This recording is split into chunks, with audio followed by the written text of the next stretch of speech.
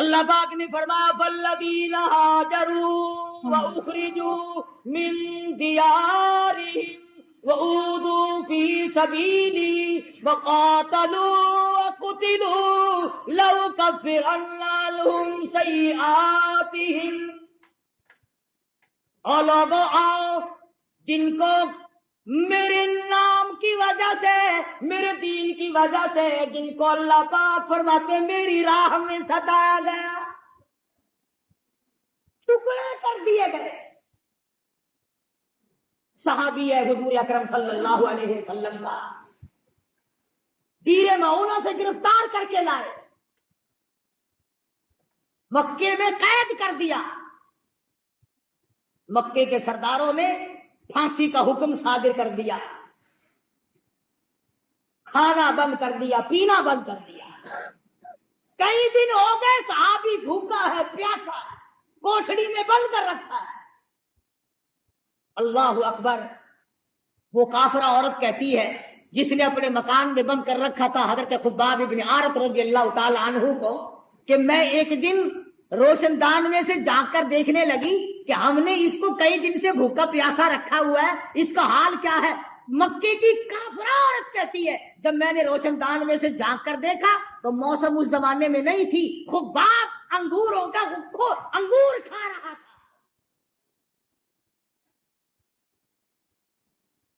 نبی کا صحابی مکے والوں کی قید میں، انہوں نے کھانا بند کر دیا، انہوں نے پانی بند کر دیا، اور یہ انگور کھا رہا ہے.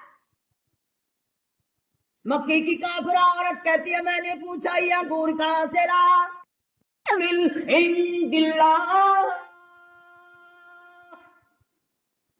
ان اللہ یرزق من یشاء بغیر حساب. مکے والوں تم نے میرا کھانا بند کیا، عرش والے نے مجھے کھلا دیا.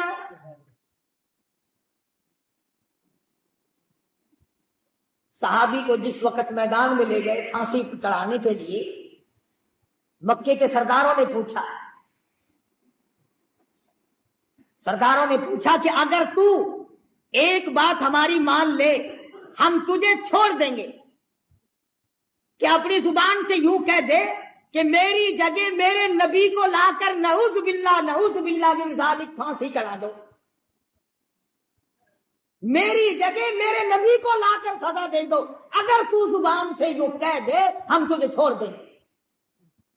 اور یہ بات تھی کہ حضور ان کے قبضے میں نہیں تھے صلی اللہ علیہ وسلم، حضور مدینے پاک میں ہے، ان کے اختیار میں نہیں، ان کے قبضے میں نہیں، ان کے قابو میں نہیں. صحابی جانتا تھا کہ حضور ان کے ہاتھ آئے نہیں سکتے جان چھڑانے کے لیے، اگر وہ یہ لفظ کہہ دیتا تو کیا بات تھی.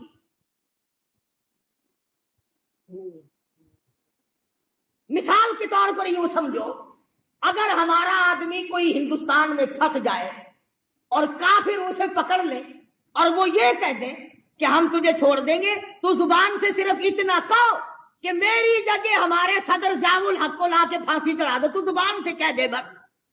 تو بتاؤ یہ کہنے میں کیا حرج ہے؟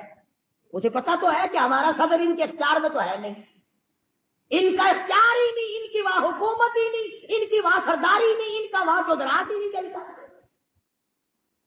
جان بچانے کے لیے اتنی بات کہنے میں کیا حرج تھا؟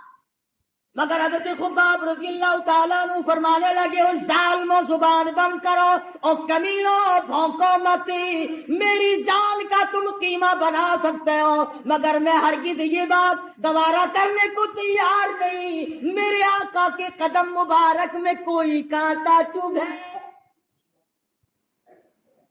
میں یہ گوارا نہیں کر سکتا، میں یہ برداشت نہیں کر سکتا. تم میرا جو چاہو کرو، میرے آقا کا تم کچھ نہیں بگاڑ سکتے، اور نہ میں اپنی زبان سے ایسی بات کہنے کو تیار. مکے کے کافر آ کے کہنے لگے کوئی تیری آخری آرزو ہو، کوئی تیری تمنا ہو، کوئی پیغام کسی کو دینا ہو. صحابی کہنے لگا صرف ایک آرزو اور صرف ایک حسرت، صرف ایک تمنا، مجھے آخری وقت میں 2 رکعت نماز ادا کرنے دو. ہاں تم تو جوانی میں نماز نہیں پڑھتے، تم تو مزدوری کرنے میں نماز نہیں پڑھتے، تم تو خالی بیٹھے ہوئے نماز نہیں پڑھتے، تم تو کنجریوں کے گیت سنتے ہوئے ٹیپ پر بیٹھے سارا دن برباد کر دیتے ہو، نماز نہیں پڑھتے۔ عورتیں گپے مارتی رہیں گی، نماز نہیں پڑھیں گی، کھاویں گی اچھا، پہنیں گی اچھا، نماز پڑھتے ہوئے ناگ لڑتا، نماز نہیں پڑھنی۔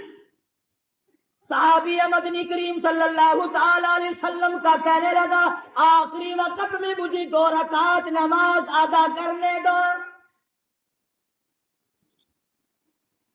اجازت دے دی مکے والوں نے، صحابی نے وضو کیا، 2 رکعت نماز ادا کی اور دعا مانگی، الہی میں سولی پہ چڑھنے والا ہوں، میں پھانسی لگنے والا ہوں۔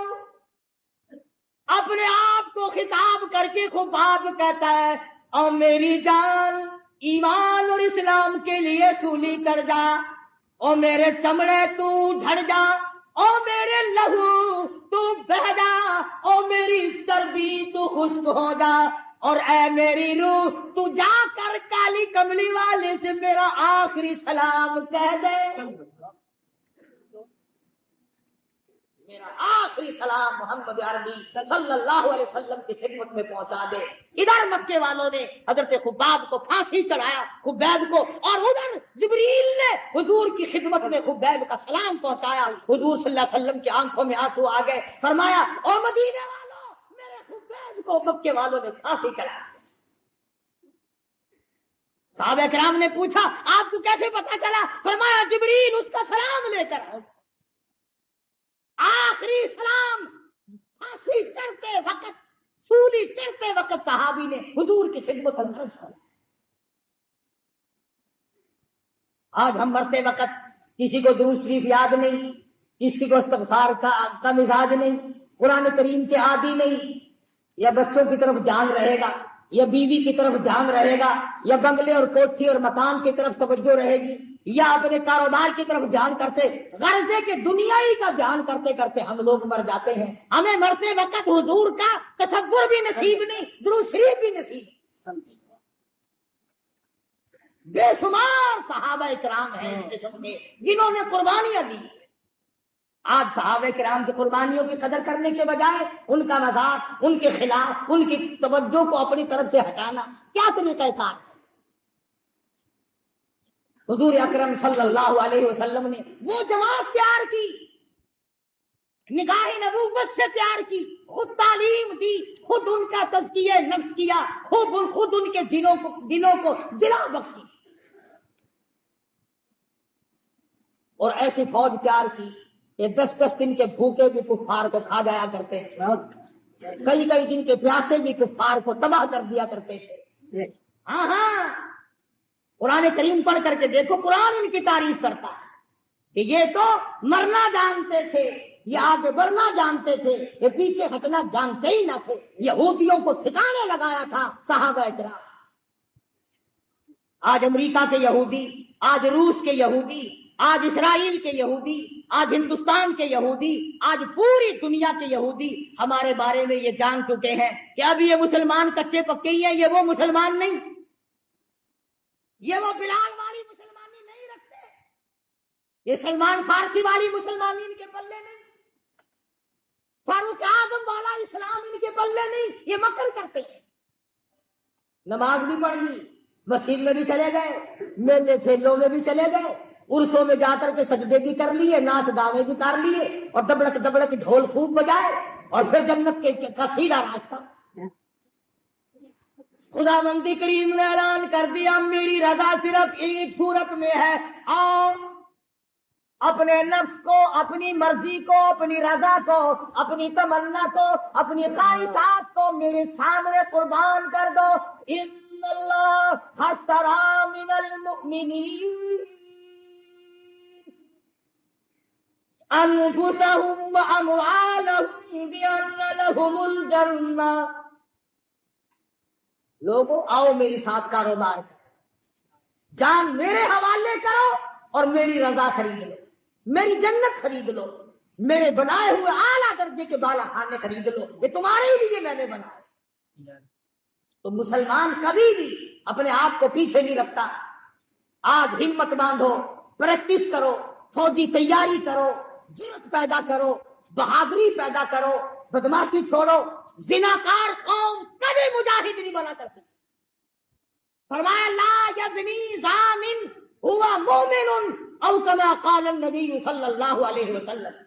زانی جس وقت زنا کرتا ہے اس کا ایمان نکل کر چلا جاتا ہے.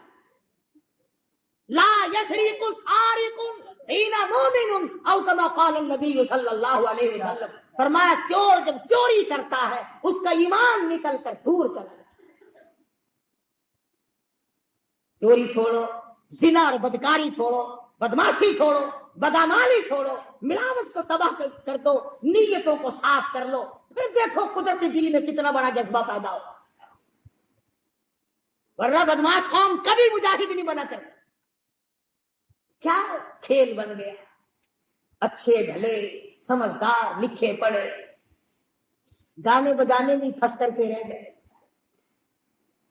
مسجد میں ڈھول تو بجا نہیں سکتے، تھوڑی سی شرم آتی ہے، آگے چل کر شاید وہ بھی شروع ہو جائے. ہارمونیم سرنگی تو نہیں کھڑکا سکتے، مگر صبح کو نماز کے بعد قرآن نہیں پڑھتے. ہر آدمی لاؤڈ اسپیکر کھول کے لگا ہوا ہے، بڑا لطف آیا سویرے سویرے. قرآن نہیں پڑھتے. پتہ نہیں کائے میں لطف آیا سویرے سے، ناشتے میں لطف آیا، کچھ کھیر کھانے میں لطف آیا، پتہ ہی نہیں کائے میں لطف آیا. غزلیں گاتے ہیں مسجد میں، ہر وقت قرآن نہیں پڑھتے. اور میں کہتا ہوں خدا کے قرآن کی چوری نہ کرو، خدا کے قرآن سے منہ نہ پھیرو، لوگوں کی توجہ نہ ہٹاؤ. اللہ پاک کہتا بہذا کتاب انزلناہ مبارک فاتبعوہ واتقوا لعلکم ترحمون. سبحان اللہ. اللہ پاک کے نبی نے فرمایا جس گھر میں قرآن پڑھا جاتا ہے، توجہ کرنا، حدیث عرض کر رہا ہوں نبی کی، میرے تیرے نبی کی. فرمایا جس گھر میں، جس دکان میں، جس جگہ پہ اللہ کا قرآن پڑھا جاتا ہے، آسمان والوں کو وہ گھر اس طرح نظر آتا ہے جیسے زمین والوں کو 14ویں کا چاند نظر آتا ہے. قرآن چھوڑ دیا. صبح اٹھتی قوالی شریف قرآن لڑتا ہے، کاٹتا ہے قرآن. قرآن پڑھتے پھانسی لگتی ہے. ایک لفظ الف لام میم 3 لفظ ہیں. میرے نبی نے فرمایا 30 نیکیاں مل گئی. الف لام میم 3 حرف پڑھنے سے 30 نیکیاں مل گئی. 10 گناہ معاف ہو گئے، 10 درجے بلند ہو گئے ایک ایک لفظ کے بدلے میں. گویا 300 خطائیں معاف ہو گئی، 300 درجے بلند ہو گئے، 30 نیکیاں مل گئی. الف لام میم اتنا لفظ کہنے. فرمایا نبی کریم صلی اللہ علیہ وسلم جو آدمی یا عورت یا مرد صبح سورت یاسین کی تلاوت کرتا ہے، جو آدمی صبح سورت یاسین کی تلاوت کرتا ہے، عورت ہو یا مرد، سنو کالی کملی والے کا فرمان ہے صلی اللہ علیہ وسلم. فرمایا کہ اللہ پاک نے یوں فرمایا کہ اس دن سارا دن کے حادثے سے، شر سے، فتنے سے، نقصان سے، مال کے نقصان سے، جان کے نقصان سے، کاروبار کے نقصان سے اللہ پاک فرماتے ہیں میں قسم کھاتا ہوں کہ سارا دن کا ذمہ دار میں بن جاتا ہوں. سارا دن کا ذمہ دار میں بن جاتا. یہ سورت یاسین تو نہیں پڑھتے، نہ سیکھتے ہیں، نہ سکھاتے ہیں، نہ عورتیں سیکھتی ہیں، نہ مرد سیکھتے ہیں، نہ بوڑھی عورتیں سیکھتی ہیں، نہ بوڑھے مرد سیکھتے ہیں، اور قبر کے کنارے لگے ہوئے ہو. اور سنو نبی پاک صلی اللہ علیہ وسلم کا ارشاد فرمایا سورت یاسین اگر کوئی قبرستان میں پڑھ کر ایصال ثواب کر دے مردوں کے لیے تو ایک دن کی سورت یاسین سے 40,000 مردوں کی نجات. تم نے اس قرآن کو کیا سمجھا؟ رحمت اس میں، برکت اس میں، سعادت اس میں، سکون اس میں، راحت اس میں، ایمان اس میں، جنت اس میں، خدا کی رضا اس میں، نبی کی غلامی اس میں، سب کچھ اللہ کے قرآن میں ہے. قرآن پڑھتے ہوئے تمہیں پھانسی لگتی ہے؟ تلاوت کیا کرو صبح شام اٹھ کر، اپنے بچوں کو کراؤ، خود کرو، گھروں میں عورتیں تلاوت کریں، انشاءاللہ بیماریاں چلی جائیں گی، گھر کے تنازع نکل جائیں گے، جھگڑے نکل جائیں گے، رحمت ہی رحمت ہوگی۔ اللہ پاک مجھے اور آپ کو عمل کی توفیق عطا فرمائے۔ واخر دعوانا الحمدللہ رب العالمین۔